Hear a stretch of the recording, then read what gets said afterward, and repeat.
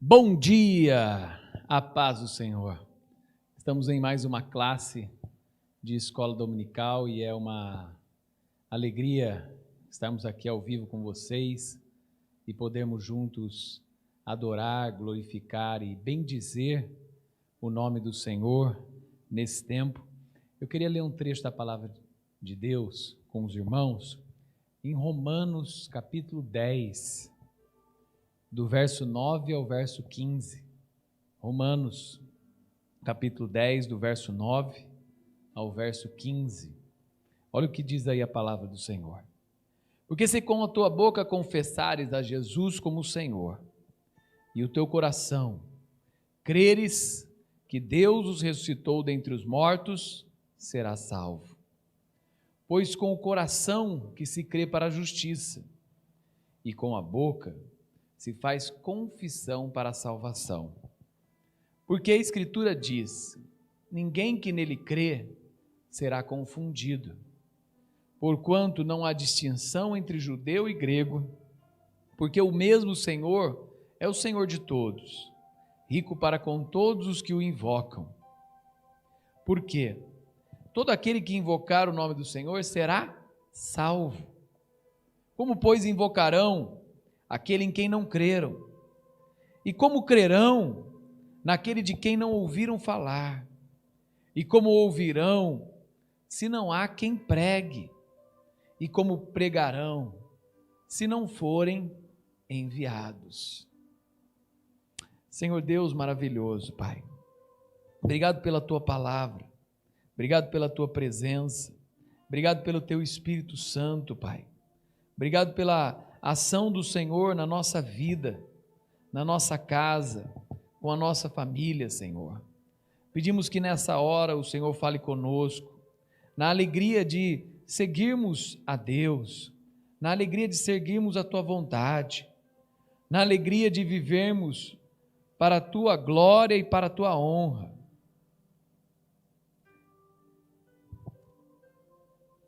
Em nome de Jesus, amém e amém. Pregar o Evangelho é uma obrigação de todo cristão. Primeiro a Coríntios, depois você pode ler lá, 9,16. Todo crente precisa entender essa necessidade. Ah, mas eu tenho vergonha, pastor, eu não consigo falar, eu travo. Mas você pode pregar o Evangelho de diversas maneiras. O próprio São Francisco de Assis, ele falava assim que prega o Evangelho, se preciso, fale. Eu posso pregar o Evangelho com as minhas atitudes, eu posso pregar o Evangelho com as minhas decisões, eu posso pregar o Evangelho com a minha fé, eu posso pregar o Evangelho de diversas formas e diversas maneiras. A população do mundo hoje são 7 bilhões de pessoas. Pelos dados de 10 anos atrás, hoje pode ter crescido isso, com certeza. Falo que 32% dessa população é um cristão confessional, sabe? O cristianismo vem crescendo no continente americano, africano, mas no velho continente, na Europa, em alguns lugares, ele vem despencando. Os países asiáticos, o número fica quase estagnado, ele cresce, não cresce, cresce. Diversas religiões, sabe? No Oriente Médio, a presença do islamismo é mais maciça e os cristãos muitas vezes perseguidos. Alguns saem de suas regiões e outros, principalmente os povos nativos, eles decidem, mesmo convertidos, ficarem. E mesmo com o risco de morte, pregar o Evangelho para sua família e para pessoas que eles conhecem, sabe? O islamismo também tem crescido. Hoje, 25% da população mundial se diz islâmica. Sabemos que em alguns países há uma obrigatoriedade da religião. O governo obriga todos que querem ser cidadãos daquele país a pertencer a tal religião. O fato é que com as palavras de Paulo aos Romanos, elas ecoam nos nossos ouvidos. Todo aquele que invocar o nome do Senhor será salvo. Como, pois, invocarão aquele em quem não creram? Como crerão naquele de quem não ouviram falar? Como ouvirão se não há quem pregue? E como pregarão se não forem enviados? Romanos 10, 13 a 15, um dos grandes versos de conferências missionárias. Como, pois, alguém vai crer se não há quem pregue?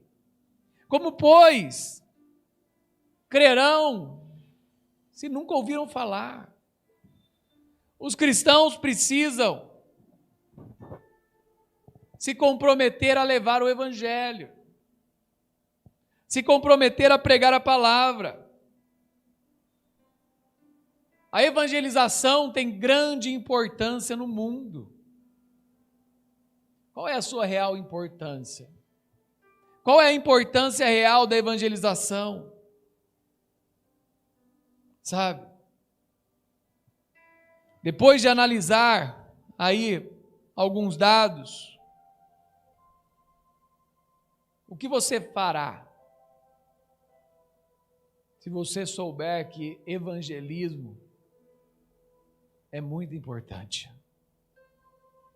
Primeira coisa, quando nós falamos de evangelismo, nós estamos falando que é uma ordenança.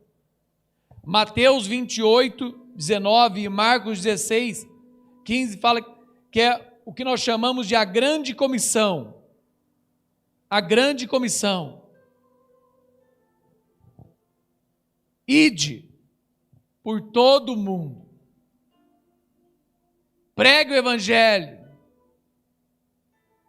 Batize. Ensine. Sabe? Ide e pregai. Estão no modo imperativo. Se Jesus nos mandou fazer, quem somos nós para questionar? Quem somos nós? Pois se anuncio o evangelho, não tenho do que me gloriar, porque me imposta essa obrigação, Paulo fala em 1 Coríntios 9, 16 e 17. Pois se anuncio o evangelho, não tenho do que me envergonhar, do que me gloriar, porque me é imposta essa obrigação, e ai de mim se não anunciar o evangelho. Se, pois, o faço de vontade própria, tenho recompensa. Mas se não é de vontade própria, estou apenas incumbido de uma mordomia. Sabe, você é mordomo do Senhor. É importante entendermos esse processo.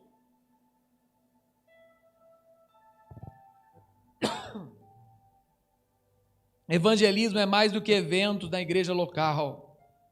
É a pregação do evangelho. Jesus nos chamou para sermos pescadores de homens. Mateus 4,19. Eu sempre anuncio e falo. Agora tem essa série, The Chosen, né, que é um aplicativo que você baixa, tem uma série dos escolhidos. Como Jesus foi chamando os seus discípulos, vale a pena. É gratuita. Chama The Chosen, né, os escolhidos. E fala que Jesus nos chamou para sermos pescadores de homens. E lembrar isso mesmo. A gente faz evangelismo na igreja local. A gente tem eventos de evangelismo. Como aqui na igreja, nós fazemos evangelismo com crianças, evangelismo nas corridas, evangelismo na praça. Mas evangelismo é muito mais do que isso. É pregar o evangelho. A palavra evangelho vem do grego evangelion, que significa uma boa notícia. Uma boa notícia. Eu sou chamado a pregar o evangelho. E é importante entendermos esse processo. Nós somos chamados a pregar o evangelho, a mensagem de salvação, a mensagem de vida, a mensagem de esperança. Nós somos chamados a isso e precisamos entender esse processo. Além de ser uma ordenança, é uma oportunidade salvífica. O Evangelho significa boa notícia. Que boa notícia é essa? A salvação do ser humano. Já aprendemos que todos pecaram e carecem da glória de Deus. O salário do pecado é a morte, Romanos 3, 23 e 6, 23. A humanidade está presa e escravizada a uma vida de pecado. Se não houver arrependimento, as pessoas estão fadadas a uma condenação eterna. Muitos às vezes se justificam, mas eu sou bom, eu não faço mal para ninguém. O que elas não percebem é que podemos pecar, pelo menos de 5 formas. Você pode pecar praticando o pecado, uma atitude, um assassinato, uma pedofilia, uma mentira, uma traição, um roubo, sabe? Um adultério. Temos várias tendências para mensurar o pecado, né? Mas Deus enxerga pecado como pecado. Você roubou uma balinha e roubou um banco, é pecado. Se você contou, né, algo que não deve e o outro praticou uma mentira que trouxe prejuízo para outras pessoas, os dois são pecados. Para Deus, não tem tamanho de pecado, não é pecado. Se não se arrepender, há uma condenação. Sabe, é importante nós entendermos esse processo. Paulo dá uma lista de pecados, lá em Gálatas, se você quiser depois, Gálatas 5, 19 a 21, há uma lista de pecados ali. Homossexualidade, idolatria, feitiçaria, brigas, facções, prostituição, divisões, ciúmes, maledicência, devassidão, avareza, muitas coisas. Além de pecar por ações, por atitudes, as pessoas também pecam por palavras. Por palavras. Palavras torpes, palavras levianas, palavras mentirosas. Jesus disse que teremos de dar conta de todas as palavras no dia do juízo. Mateus 12, 36. Outras coisas pecam por omissão. Aquilo que Tiago diz, né, se eu sei o que devo fazer e não o faço, eu peco. É interessante esse processo. Se eu sei o que devo fazer e não o faço, eu estou pecando.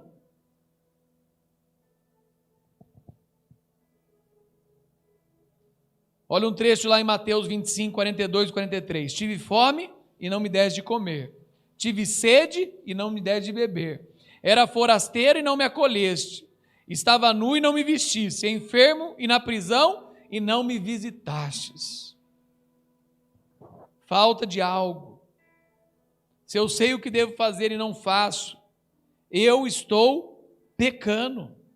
Eu estou pecando. Sabe? E é importante esse processo. Eu preciso entender a necessidade, sabe? Outra coisa, por sentimentos, eu posso pecar por sentimentos. Quando não tomamos cuidado, pecamos por sentimentos. Jesus mostrou que o fato de desejarmos o mal ao nosso semelhante é como se estivéssemos realizando tal feito. Se eu só desejar o mal, é como se eu estivesse praticando o mal. A falta de perdão pode comprometer a salvação de alguém. Conforme nos conta na parábola do credor incompassível, lá em Mateus 18. Quando um senhor chama para pagar uma dívida, e ele é preso por pagar uma dívida, o Senhor resolve ser misericordioso, perdoa a dívida dele, Aí quando ele encontra um servo, ele sai, encontra um servo que está devendo para ele. Ele espanca o servo, denuncia o servo por dívida. O servo é preso. Só que daí as pessoas ficam sabendo disso e vão contar para o governante isso. E o governante tinha agido com misericórdia. E ele não agiu com misericórdia. Sabe? A importância de nós entendermos. Posso pecar por ações, por palavras, por omissão, por sentimento e por pensamentos. Nossa, pastor, a palavra nem saiu da boca e a gente pode estar pecando? Pode. Não bastasse todas as formas de pecar ainda, os pecados que cometemos em nosso pensamento. Adultério pode acontecer sem contato físico. Mateus 5, 27 a 30. Conforme podemos ver. Não há justo nem sequer um, Romanos 3 fala. Não há quem entenda. Não há quem busque a Deus. Todos se extraviaram. Juntamente se fizeram inúteis. Não há quem faça o bem. Não há nenhum só. Pregar o Evangelho, portanto, é uma oportunidade de salvação para aqueles que pecam por ações, por palavras, por omissão, por sentimentos, por pensamentos. Sabe? Dá a oportunidade das pessoas serem salvos de uma condenação eterna. Boa é essa notícia! Por isso fala que o Evangelho é uma boa notícia. Uma boa notícia. Uma boa notícia de salvação. Uma boa notícia de vida. O Evangelho é uma boa notícia. Sabe? O Evangelho, além de ser uma boa notícia de salvação, ele é uma boa notícia do amor de Deus.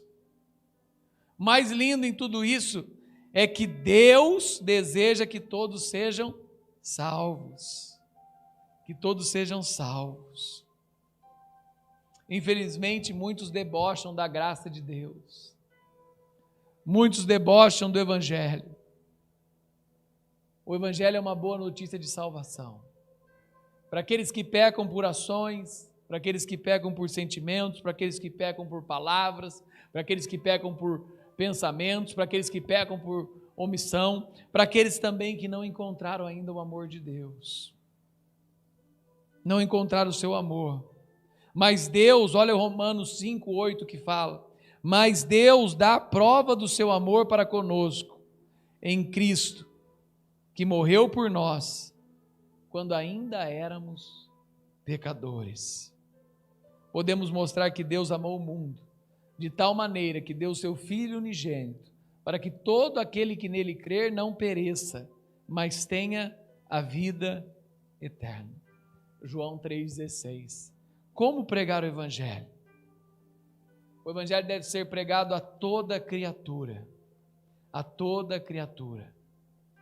A palavra de Deus, ela é feita para que todo aquele que nele crer não pereça, mas tenha vida eterna.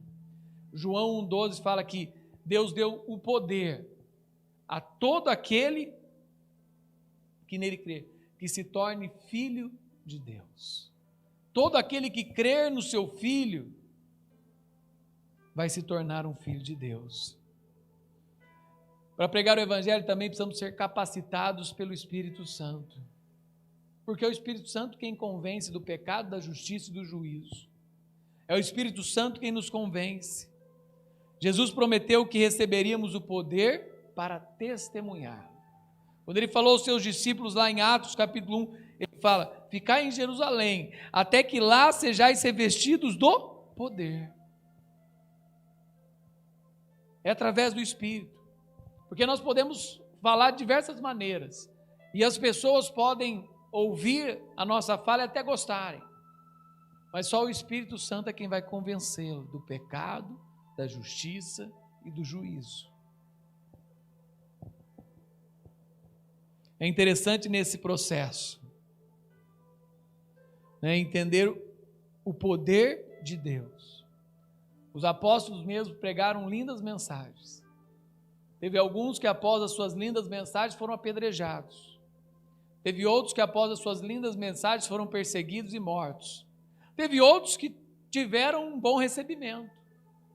Mas com certeza no meio de tudo isso nós podemos ver a própria vida de Paulo, que Paulo estava entre aqueles que apedrejaram a Estevão. E ele cuidou das roupas daquelas pessoas. E ele estava ali. Mas provavelmente a morte daquele servo de Deus tocou a sua vida e impactou a sua vida para sempre. Ao encontrar Jesus no caminho de Damasco, depois de ser batizado por Zacarias, aquilo transformou a sua vida. Pode ter pessoas até no meio daqueles que nos apedrejam ou são contra a mensagem do Evangelho, que estão ali ouvindo a palavra e a semente está sendo tocada e derramada na sua vida. Através do Espírito Santo, Deus convence vidas. Precisamos depender do Espírito. E depender do Espírito é não fazer a nossa vontade, mas a vontade de Deus. Em Atos 8, 26 fala assim: levanta-te e vai em direção ao sul, pelo caminho que desce para Jerusalém, a Gaza, a qual está deserto.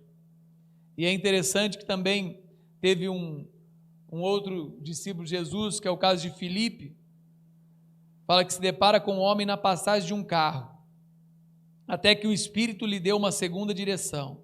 Chega e junta-se ao carro. Tipo assim, estava passando uma carruagem, eu vou andando do lado. E eu vou falando com quem está dentro da carruagem. O Espírito Santo foi falando para ele. E ele foi falando isso.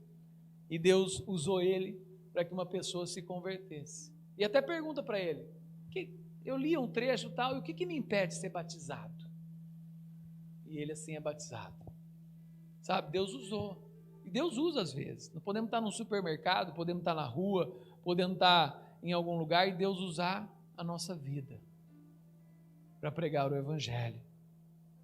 Então, eu prego o Evangelho, né, nesse processo a toda criatura, sendo capacitado pelo Espírito Santo e ao mesmo tempo também testemunhando. A minha vida é uma pregação do Evangelho. Como eu falei aqui no início, São Francisco de Assis, ele falava assim, né? Ele falava assim: prega o Evangelho, se preciso, fale. Mateus, família, sejam bem-vindos. Sendo também oportunistas, não oportunistas no sentido pejorativo, no sentido ruim, não, mas aproveitando as oportunidades, sabe? Tem um trecho em Atos 1,8 fala: sereis minha testemunha em Jerusalém, Judéia e Samaria, e até os confins da terra. Muitos querem ir a países diferentes pregar a palavra de Deus, mas devemos aproveitar a oportunidade muitas vezes em Jerusalém. Não em Jerusalém, a cidade santa das 3 maiores religiões, né? Eu sou professor de história, eu sempre falo isso, principalmente nesse começo de ano que eu dou aula para as crianças, nós falando das religiões, e fala assim: Jerusalém é a cidade santa daquelas 3 maiores religiões, ou das religiões monoteístas, né? O cristianismo, o judaísmo, o islamismo. Não, mas Jerusalém, a sua Jerusalém. Sua Jerusalém é o local que você está. Aproveite a oportunidade também de pregar o Evangelho no local onde você está. Se você ainda não foi levado para outros locais. Eu, nesses últimos 10 anos, fiz quase 30 viagens missionárias. Deus nos levou até Tailândia, Malásia, África, lugares da América do Sul, e aqui no sertão, que a gente sempre faz o trabalho missionário da nossa igreja. Mas nós temos que aproveitar a nossa Jerusalém, porque o Senhor fala: pregue em Jerusalém, Samaria, Judéia e até os confins da terra. Aproveitar esses momentos e também usar as nossas vidas para pregar o Evangelho. Amém? Vamos orar. Deus abençoe essa palavra na escola dominical, aqueles que estão nos assistindo, Cássio, Karina, Edinho, Vandinha, né, e os que estão nos assistindo no YouTube também e no Facebook. Que Deus abençoe suas vidas e que você pregue o Evangelho. Como eu falei aqui, até compartilhei no departamento infantil, né, Sara? A nossa maior alegria da vida é receber a Jesus. Mas a nossa segunda maior alegria deve ser compartilhar esse Jesus com alguém. Senhor Deus maravilhoso, Pai, obrigado por estarmos na Tua casa e podemos aqui aprender do Evangelho, aprender da Sua palavra. Temos estudado sobre os passos da vida cristã e na última semana falamos sobre o cristão e a família e agora falamos sobre o cristão e a sua necessidade de pregar o Evangelho, do evangelismo. Nas próximas semanas, daqui 2 semanas, vamos também estudar sobre o fruto do Espírito Santo. Que o Senhor possa usar as nossas vidas para pregar a Tua palavra, em qualquer lugar, Pai. Seja fazendo uma compra no supermercado, seja sendo atendido por uma pessoa numa portaria, seja dentro de uma instituição, numa escola, num hospital, num tribunal, num órgão público, seja andando na rua, seja praticando o nosso esporte, fazendo aquilo que o Senhor nos proporciona fazer, mas que nós possamos pregar também o Evangelho através do nosso testemunho, de uma vida santa, de uma vida comprometida com a palavra e de uma vida que honra o Teu nome. É em nome de Jesus que nós oramos e agradecemos. Amém. Amém. Deus abençoe. Daqui a pouquinho o nosso culto, às 10 horas, nós começamos nosso culto da família. Que Deus abençoe em nome de Jesus.